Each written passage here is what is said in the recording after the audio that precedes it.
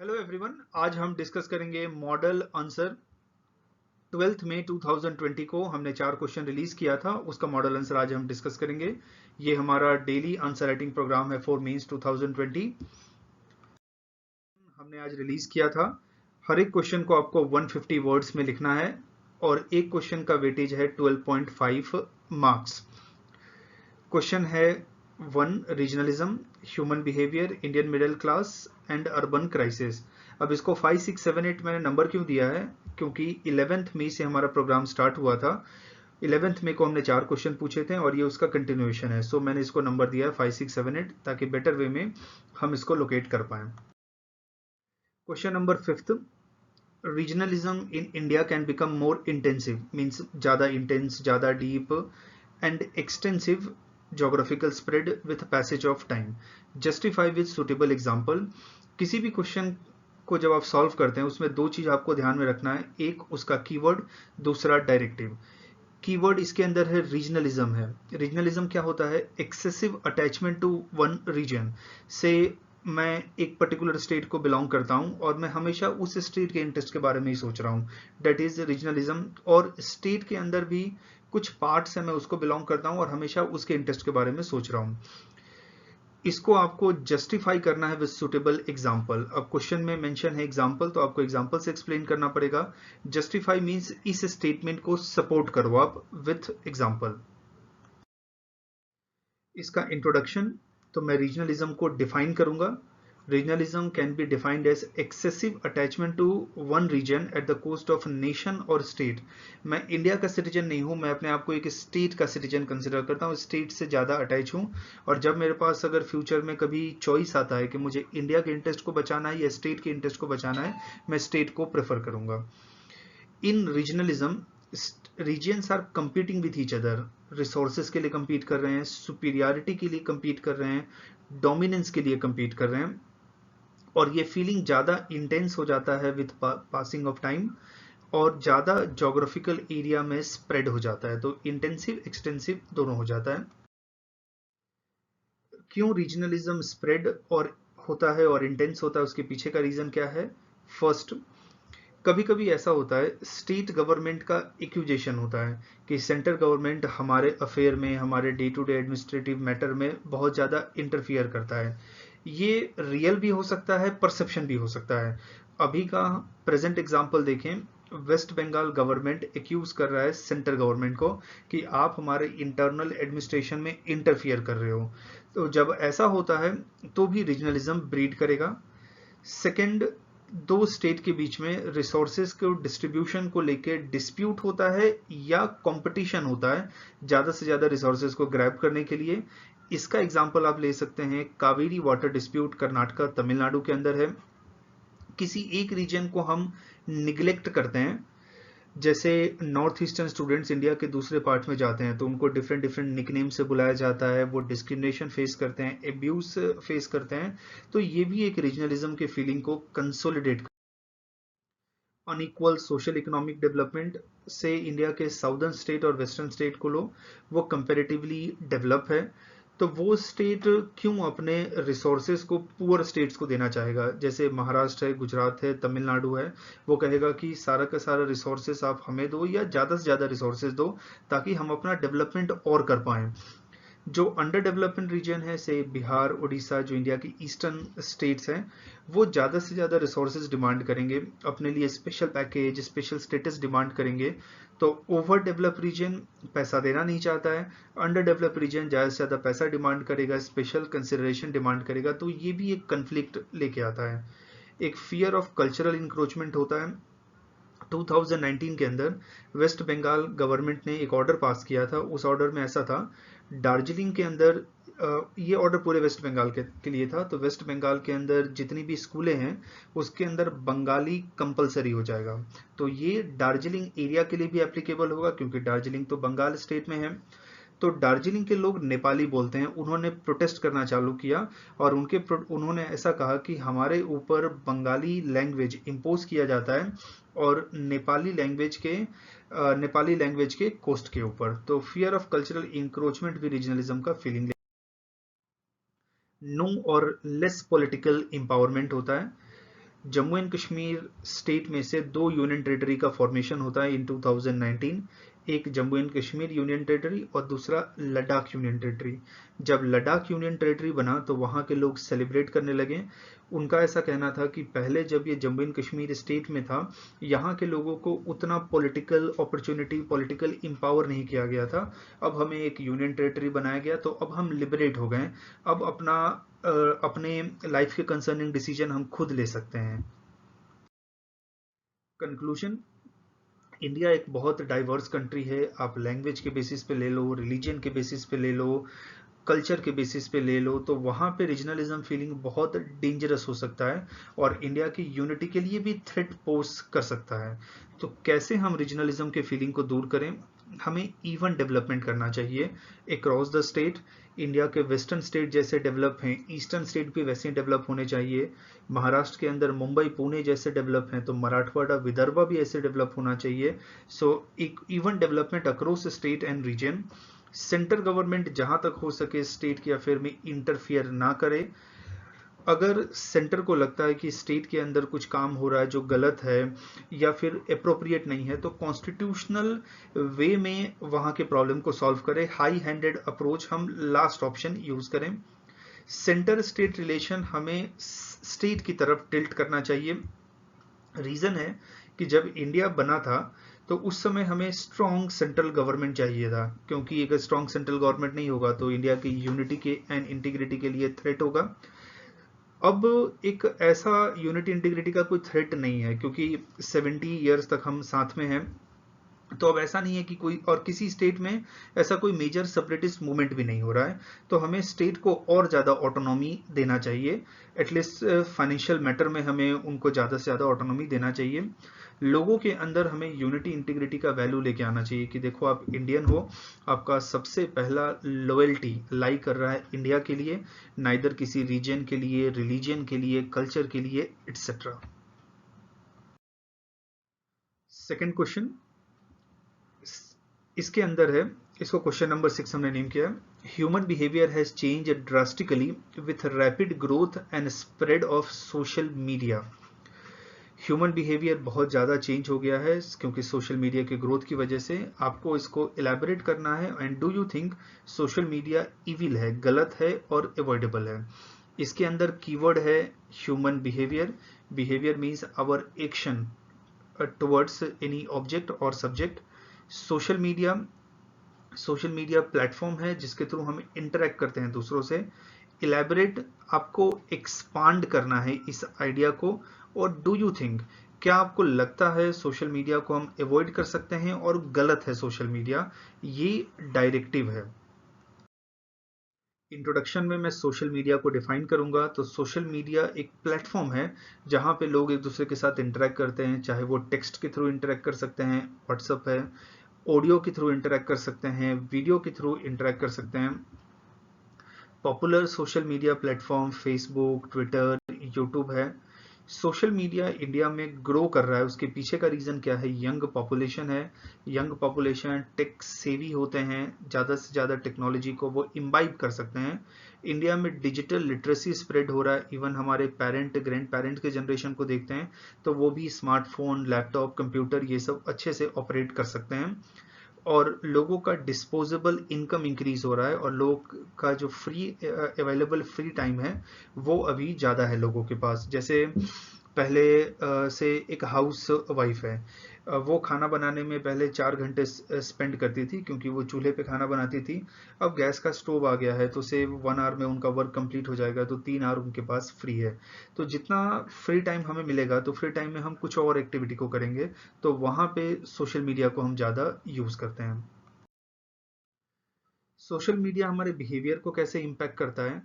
पूरे के पूरे दिन हम अपने मोबाइल में, अपने लैपटॉप में लगे रहते हैं और ये हमें ज़्यादा से ज़्यादा इनवर्ड बनाता है क्योंकि हम वर्चुअल वे में लोगों के साथ इंटरेक्ट कर रहे हैं, कम्युनिकेट कर रहे हैं और ये हमारे कम्युनिकेशन स्किल को नेगेटिवली अफेक्ट करता है।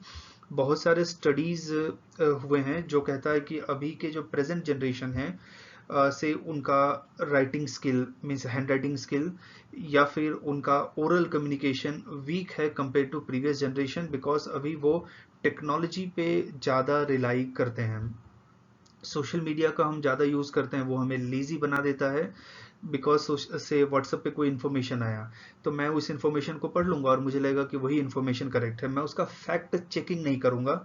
और कभी कभी के टाइम ऐसा होता है कि जो इन्फॉर्मेशन वो होता है गलत होता है, फेक न्यूज़ होता है या हेट स्पीच होता है। तो सोशल मीडिया ने हमें लेज़ी बना दिया है, सब कुछ हमें बैठे बैठे मिल रहा है, हमें बिल्कुल भी ट्रबल नहीं लेना है। लोग लाइमलाइट के लिए, पॉपुलैरिटी के लिए बहुत सारे अनयूजुअल स्टफ करते हैं। जैसे हमारे सोसाइटी का व्हाट्सएप ग्रुप है, आप उसमें देखोगे तो लोग बहुत सारे दिन भर फालतू मैसेज करते हैं। कितनी जगह पे तो ऐसा है कि कोरोना वायरस के बहुत सारे ट्रीटमेंट भी उन्होंने मेंशन कर दिया है। तो जस्ट या टिकटॉक पे आप वीडियोस देखो तो लाइट और पॉपुलैरिटी के लिए लोग बहुत सारे सोशल मीडिया फॉरवर्ड करते हैं और कितनी बार वो अनयूजुअल होता है। हम अपने डिजिटल आइडेंटिटी को बहुत सीरियसली लेते हैं। जैसे हमने फेसबुक पे कुछ पोस्ट अपलोड किया, हम वेट करते हैं कि कितने लोग उसको लाइक कर रहे हैं, कितने लोग कमेंट कर रहे हैं, कितने लोग उसके ऊपर शेयर कर रहे हैं। और जब तक कोई लाइक नहीं करता हमें रात को नींद ही नहीं आता। और हम अपने आप को कंपेयर करते हैं कि देखो उसके इंस्टाग्राम पे इतने फॉलोअर्स हैं, उसके ट्विटर पे इतने फॉलोअर हैं, उसके फेसबुक के पोस्ट पे इतना कमेंट आता है, मेरे पे उतना नहीं आता। तो क्या मैं ठीक नहीं दिखता? क्या मेरा पोस्ट ठीक नहीं है? क्या लोग मुझे लाइक नहीं करते हैं? क्या मैं उतना पॉपुलर नहीं हूँ? तो हम अपने डिजिटल आइडेंटिटी को सीरियसली लेते हैं। आपके फेसबुक पे 4,000 5,000 जितने भी फ्रेंड हैं उसमें से हार्डली कोई आपका रियल फ्रेंड होगा। डिजिटल आइडेंटिटी को आप रियल आइडेंटिटी से क्यों कंफ्यूज करते हैं? कुछ लोगों का हैबिट होता है वो बार बार अपने मोबाइल को देखते रहते हैं, जिसकी वजह से जो वर्क है उसमें वो कंसंट्रेट नहीं कर पाते हैं। हमारे पास जो इन्फॉर्मेशन आता है उसको माइंडलेस वे में हम फॉरवर्ड करते रहते हैं और दूसरे लोगों के बिहेवियर को हम अफेक्ट करते हैं। ऑनलाइन स्टॉकिंग, वॉयरिज्म, हम फॉलो करते हैं लोगों को और लोगों को स्टॉक करते हैं। ये अब एक नया नॉर्मल बन गया है और अब कुछ ऐसा नहीं है कि पब्लिक एंड प्राइवेट रह गया है। से मैं घर में खाना बना रहा हूँ, मैं फेसबुक पे पोस्ट कर रहा हूँ, मैं कहीं घूमने जा रहा हूँ, मैं फेसबुक पे पोस्ट कर रहा हूँ। अगर कोई मेरे अकाउंट को अच्छे से एनालाइज करे तो उसको ये पता चल जाएगा कि मैं कौन से टाइम पे कहाँ पे रहता हूँ, कहाँ पे छुट्टी मनाता हूँ, क्या काम करता हूँ, घर में इंटरटेनमेंट के लिए मैं क्या वर्क कर रहा हूँ। तो प्राइवेसी इंडिविजुअल का ब्रीच हो रहा है एंड स्पेशली फीमेल के लिए ये और ज़्यादा डेंजरस है। अब कंक्लूजन क्या है? हर एक कॉइन का दो पार्ट होता है, दो साइड होता है, एक पॉजिटिव साइड, एक नेगेटिव साइड। तो वैसे ही सोशल मीडिया का भी पॉजिटिव एंड नेगेटिव साइड है।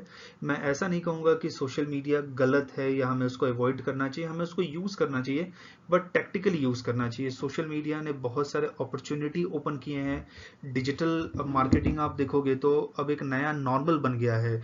बहुत इसमें करियर अब काफ़ी बेटर है। बहुत सारे यूट्यूबर्स हैं जो मिलियंस ऑफ पैसे कमा रहे हैं, टिकटॉक स्टार हैं। एक न्यूज़ मैंने अभी इकोनॉमिक टाइम्स में पढ़ा था कि कंपनीज अभी फाइनेंशियल क्रंच फेस कर रही है ड्यू टू लॉकडाउन की वजह से। तो अब वो लोग क्या करेंगे कि बड़े एक्टर्स एक्ट्रेस को वो ब्रांड इंडोर्समेंट के नहीं लेंगे, but TikTok star, YouTube star को लेंगे ब्रांड को इंडोर्स करने के लिए। तो इनको हम सोशल मीडिया इन्फ्लुएंसर कहते हैं। बट सोशल मीडिया का प्रॉब्लम भी है, वो फेक न्यूज़ उसकी वजह से स्प्रेड होता है, पोर्नोग्राफिक मटेरियल स्प्रेड होता है। दिल्ली के अंदर एक इंस्टाग्राम ग्रुप अभी बाहर आया है जिसके अंदर जो टीनेजर गर्ल्स हैं उनके बहुत ही रॉन्ग फोटोज वहाँ पे सर्कुलेट हो रहे थे। गवर्नमेंट, सारे लेवल, जो सर्विस प्रोवाइडर हैं, सोशल मीडिया प्लेटफॉर्म है और मोस्ट इम्पोर्टेंटली यूज़र, इन सबको सोशल मीडिया के कंटेंट को रेगुलेट करना चाहिए और उसका ज़्यादा प्रोडक्टिव यूज़ करना चाहिए।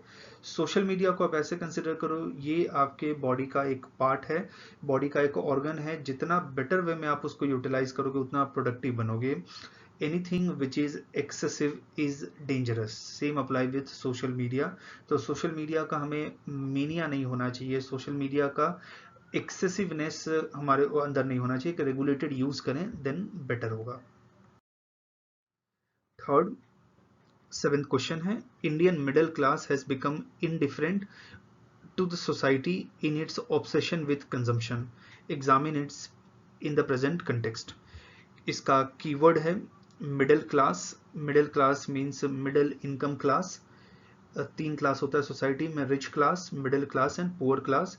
कंजम्पशन, चीज़ों को ये कंज्यूम कर रहा है, यूज़ कर रहा है, इसको एग्जामिन करना है। तो एग्जामिन करना है, हमें देखना है कि इसको डाइसेक्ट करके हमें देखना है कि क्यों मिडिल क्लास ऐसा हो गया है, और प्रेजेंट कंटेक्स्ट में। तो प्रेजेंट कंटेक्स्ट मीन्स आप प्रेजेंट टाइम या के कंटेक्स्ट में ले सकते हो। इसका इंट्रोडक्शन, मिडिल इनकम क्या है, सॉरी मिडिल क्लास क्या है। सो मिडिल क्लास और middle income class is also known as aspirational class और कंजम्पशन क्लास। मेजर कंजम्पशन यही करता है। मिडिल क्लास का बिहेवियर सिग्निफिकेंट है बिकॉज ये बिजनेसेस के एजेंडा को ड्राइव करता है। जैसे आप देखो, लॉकडाउन से पहले आप थिएटर में मूवी देखने जाते थे, अब प्रोडक्शन हाउस उन्होंने डिसाइड किया है कि अब वो मूवी को रिलीज करेंगे OTT platform like Amazon prime, Netflix, Hotstar, उसके ऊपर वो रिलीज करेंगे। तो आपका पूरा का पूरा कंज्यूमर का जो कंजम्पशन पैटर्न है वही चेंज हो गया। पहले हम थिएटर में जाते थे देखने, अब वही चीज हम अपने घर में बैठ के स्मार्ट टीवी पे देखेंगे। तो बिजनेसेस का एजेंडा मिडिल क्लास ड्राइव करता है। मिडिल क्लास टैक्सेस पे करता है गवर्नमेंट को, जिसकी वजह से गवर्नमेंट अपने एडमिनिस्ट्रेशन को स्मूथली रन कर पा रहा है। और मिडिल क्लास हेल्प करता है पुअर क्लास को। अगर मिडिल क्लास पुअर क्लास को हेल्प नहीं करेगा तो उनका सर्वाइवल ही अफेक्ट हो जाएगा। इमेजिन करो, आपके घर में एक मेड आ रही है काम करने और आप उसको 500 रुपीज पर मंथ दे रहे हो, और दूसरी तरफ है आपका नेबर है, उसके घर में एक मेड काम करने आ रही है और वो उसको 2000 rupees per day per month दे रहा है। तो सेकंड केस में मेड का बेटर डेवलपमेंट होगा, मेड का न्यूट्रिशन लेवल ज़्यादा अच्छा होगा, मेड अपने बच्चों को स्कूल में भेज पाएगी। तो पुअर क्लास का डेवलपमेंट, पुअर क्लास का सर्वाइवल वो डिपेंड करता है मिडिल क्लास के ऊपर। मिडिल क्लास इंपॉर्टेंट है, but recent time middle class का कुछ बिहेवियर एक कॉज ऑफ कंसर्न था। First, indifferent with concern of others. जैसे लॉकडाउन हुआ, मेड हमारे घर में काम करने नहीं आ रही है तो लोगों ने उनके पैसे काट दिए हैं। सोशल मीडिया पे हम पोस्ट कर रहे हैं कि आज हमने ये कॉफ़ी बनाया, आज हमने ये फूड बनाया। नेटफ्लिक्स पे हम कोई शो देख रहे हैं तो उसको हम फेसबुक पे, व्हाट्सएप पे उसको हम जस्ट सर्कुलेट कर रहे हैं। तो और दूसरी तरफ आप देखो कि मिलियंस ऑफ माइग्रेंट्स हैं जो अपने 1500-2000 किलोमीटर वो चल के जा रहे हैं। कितने लोग हैं, उनका सर्वाइवल का भी थ्रेट है, फार्मर्स हैं उनको नुकसान हो रहा है। तो एक तरफ कोविड-19 के पेशेंट हैं, वो अपने लाइफ के लिए बैटल लड़ रहे हैं। तो एक तरफ हम देख रहे हैं लोग इतने सारे प्रॉब्लम में हैं, और दूसरी तरफ हम लॉकडाउन को सेलिब्रेट करते हैं। ये कितना इनसेंसिटिव हुआ। ओके, आपको अपना फेवरेट फूड खा रहे हैं या फेवरेट शो देख रहे हैं, आप देखो, बट इसको ऐसे एडवर्टाइज मत करो कि दूसरे लोगों को ये हर्ट हो। 24 मई 2020 को गवर्नमेंट ने लॉकडाउन अनाउंस किया था, और उसके बाद कंट्री के बहुत सारे एरिया में जो मिडिल क्लास थे वो ग्रोसरी को होल्ड करने लगे हैं, और जिसके वजह से पूरा का पूरा सप्लाई चेन डिसरप्ट हो गया। एक साथ मैंने अपने घर में 20 किलो आटा रख लिया, 10 किलो चावल रख दिया, तो पुअर के लिए ये सब चीज़ का सप्लाई बंद हो गया। इनफैक्ट मैं आपको अपना पर्सनल एग्जांपल बताऊंगा कि अभी 6 मई 2020 को अहमदाबाद में कंप्लीट कर्फ्यू लगा है। अहमदाबाद जहाँ पे अभी मैं हूँ, और उसमें ऐसा था कि एक्सेप्ट मिल्क और मेडिसिन शॉप को छोड़ के 7 से लेके 15 तक कोई भी शॉप ओपन नहीं रहेगा। तो 6 मई के इवनिंग को आप अगर अहमदाबाद के स्ट्रीट्स पे बाहर निकलो तो आप देखोगे ग्रोसरी शॉप पे लोग खड़े हैं, और वहाँ पे बहुत सारी चीज़ों को होल्ड कर रहे हैं, वो इकट्ठा करके रख रहे हैं, और वो बिल्कुल भी इनडिफरेंट हैं कि बाकी लोग जी रहे हैं, मर रहे हैं, उनके पास किसी चीज़ की कमी है नहीं है, उससे कंप्लीट वो इनडिफरेंट है। Then purchasing and consuming branded and expensive item. जैसे मेरी एक रिलेटिव है तो उनका एक हैबिट है, वो हर चीज़ के साथ ब्रांड को एसोसिएट करती है। लाइक सिविल नॉट से डेट कि मैंने एक नया कुकर लिया, सिविल से डेट मैंने हॉकिंस का नया कुकर लिया। सिविल नॉट से डेट मेरे हस्बैंड जो है एक सूट पहना है तो वो ऐसा कहेंगे कि मेरे हस्बैंड ने रेमंड्स का सूट पहना है। तो हम जानबूझ के ऐसा दिखाते हैं कि हम ब्रांडेड कपड़े पहन रहे हैं, ब्रांडेड चीज़ों को यूज़ कर रहे हैं, एक्सेसरीज को, एक्सपेंसिव एक्सेसरी को यूज़ कर रहे हैं, ताकि लोगों को इन्फीरियर हम कंसिडर कराएं। हम रोड साइड वेंडर से बार्गेन करते हैं, और शॉपिंग मॉल में हम एक्सेसिवली स्पेंड करते हैं पैसों को।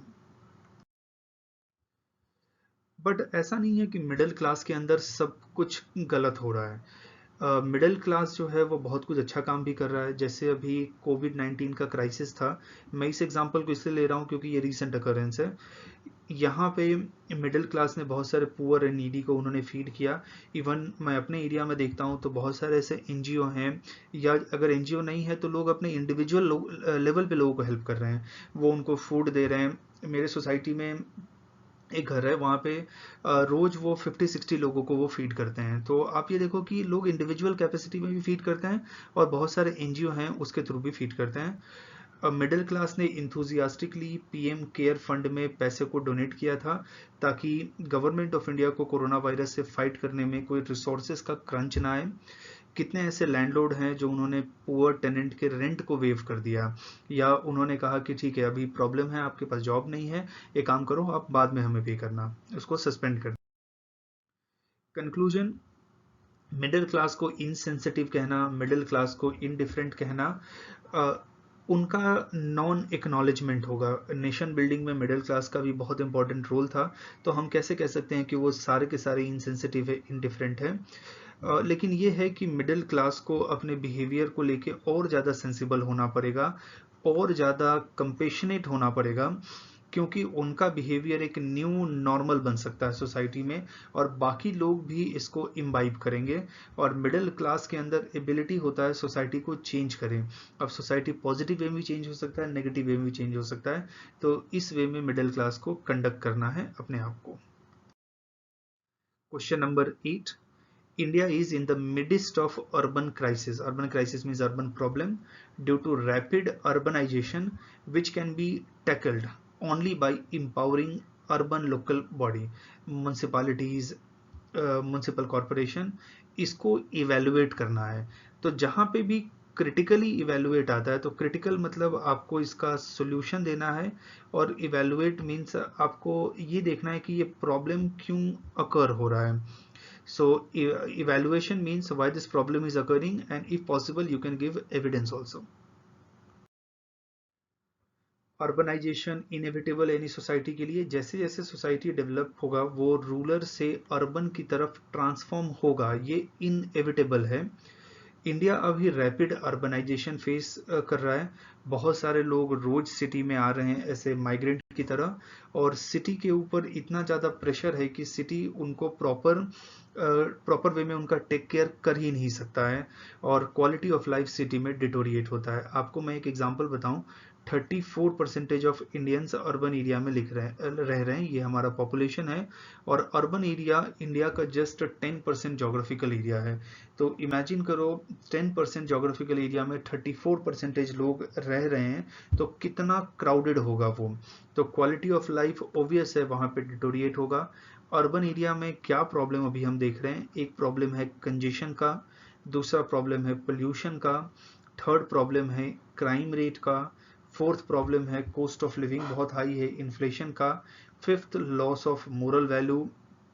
कितनी बार आपने देखा होगा कि न्यूज़ में ऐसे विजुअल्स आते हैं कि किसी आदमी का डेथ हो गया, वो रोड पे गिरा हुआ है, तो लोग आते हैं उसको हेल्प करने के बदले उसके पर्स को, उसके मोबाइल को लेके चले जाते हैं। तो this is height of insensitivity and immorality. 74th constitution amendment act 1992, उसके अंदर अर्बन लोकल बॉडी को हमने कॉन्स्टिट्यूशनल स्टेटस दिया, बट उसको हमने सफिशिएंटली एम्पावर नहीं किया। अभी ज़्यादा से ज़्यादा गवर्नमेंट स्कीम फंक्शन वो हम अर्बन लोकल बॉडी के थ्रू इम्प्लीमेंट करते हैं, but urban local body sufficiently empower नहीं है। कैसे अर्बन लोकल बॉडी को एम्पावर कर सकते हैं? अर्बन लोकल बॉडी जो भी सर्विसेज प्रोवाइड कर रहा है उसके लिए वो कोस्ट रिकवर करे। जैसे से मेरे घर में पानी आता है, और पानी का वो एवरी मंथ मेरे से आई गेस 120 या 200 रुपीज़ लेते हैं वाटर का बिल। तो ये जो है वो हाईली सब्सिडाइज है। आप सबको क्यों सब्सिडी दे रहे हो? आप सब्सिडी उसको दो जो नीडी है, और सब्सिडी को डिजिटली टारगेटेड करो ताकि उसका डुप्लीकेशन ना हो या कोई उसका गलत फ़ायदा ना उठाए, और जो नीडी है उसको मिल जाता है। सब्सिडी के बारे में मैं एक इंटरेस्टिंग सा आपको एस्पेक्ट बताऊंगा। से गवर्नमेंट ऑफ इंडिया अभी सब्सिडी दे रही है, से इतने सारे लोगों को दे रही है, 100 लोगों को दे रही है। 100 लोगों में से सिर्फ 30 लोग हैं जो नीडी हैं, रेस्ट नीडी नहीं है, बट वो गलत वे में गवर्नमेंट सब्सिडी का फायदा उठा रहे हैं। अब सबको गवर्नमेंट 1 रुपीज दे रही है, लेकिन 1 रुपीज तो सफिशिएंट है नहीं सबके लिए। गवर्नमेंट अगर सब्सिडी को इस वे में टारगेट करें कि वो सिर्फ 30 लोगों को ही सब्सिडी दे, गवर्नमेंट का बजट से 100 रुपीज का है, तो अब सबको 3 रुपीज मिलेगा। गवर्नमेंट कम लोगों को अगर सब्सिडी देगी तो ज्यादा अमाउंट दे पाएगी और वो अमाउंट सब्सटेंशियल होगा उनके डेवलपमेंट के लिए। बट अभी हम कम सब्सिडी देते हैं और ज्यादा लोगों को देते हैं, तो हमें ये उल्टा करना पड़ेगा। अर्बन लोकल बॉडी को फाइनेंशियल सस्टेनेबल बनाना पड़ेगा। बहुत सारी अर्बन लोकल बॉडी लॉस में चल रही है।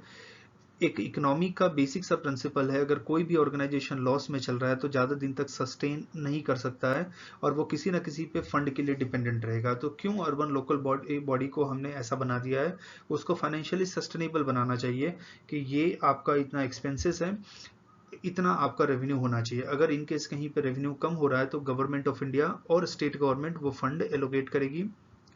अर्बन एरिया के गवर्नेंस में हमें एक्सपर्ट को इंक्लूड करना चाहिए, वाटर मैनेजमेंट के लिए एक्सपर्ट, ट्रैफिक मैनेजमेंट के लिए एक्सपर्ट, डिजास्टर मैनेजमेंट के लिए, स्लम रीडेवलपमेंट के लिए, इनको हमें इंक्लूड करना चाहिए ताकि अर्बन एरिया के प्रॉब्लम को बहुत बेटर वे में हम सॉल्व कर पाएं। प्रॉपर कोऑर्डिनेशन होना चाहिए member of parliament, member of legislative assembly और मेयर के बीच में, सो डैट अर्बन एरिया में कोई वर्क हो रहा है तो उसका डुप्लीकेशन ना हो। ऐसा ना हो कि एक ही काम को एमपी भी करवा रहा है, एमएलए भी करा रहा है, मेयर भी करा रहा है, तो रिसोर्सेज का भी वेस्ट होगा और वर्क का भी डुप्लीकेशन होगा। और अर्बन लोकल बॉडी को हमें एडमिनिस्ट्रेटिव ऑटोनॉमी देना चाहिए। तो ये कुछ हम रिफॉर्म कर सकते हैं in urban local bodies. Conclusion, कुछ एक्सपर्ट का ऐसा मानना है कि अर्बन एरिया को अगर हम ज़्यादा लिवेबल बना लें, सस्टेनेबल बना लें, वहाँ पे पोल्यूशन का लेवल को कंट्रोल कर लें, कंजेशन को कंट्रोल कर लें, ट्रैफिक को कंट्रोल कर लें, तो देन उस केस में अर्बन एरिया का जीडीपी कंट्रीब्यूशन इंक्रीज होगा और ये अप टू 10% इंक्रीज हो जाएगा। तो इमेजिन करो, अर्बन एरिया को अगर ज़्यादा लिवेबल बनाते हैं तो जीडीपी में 10% ज़्यादा कॉन्ट्रीब्यूट करेगा। तो कितना सिग्निफिकेंट ये कॉन्ट्रीब्यूशन है। तो ये 4 क्वेश्चन थे 12 मई 2020 का। इसके मॉडल आंसर को हमने डिस्कस किया। किसी भी आंसर को लेके अगर आपको कुछ डाउट है तो आप कमेंट बॉक्स में लिख के हमें बता सकते हैं। और अगर अभी तक आपने आंसर लिखना चालू नहीं किया है तो आप आंसर लिखना स्टार्ट करिए।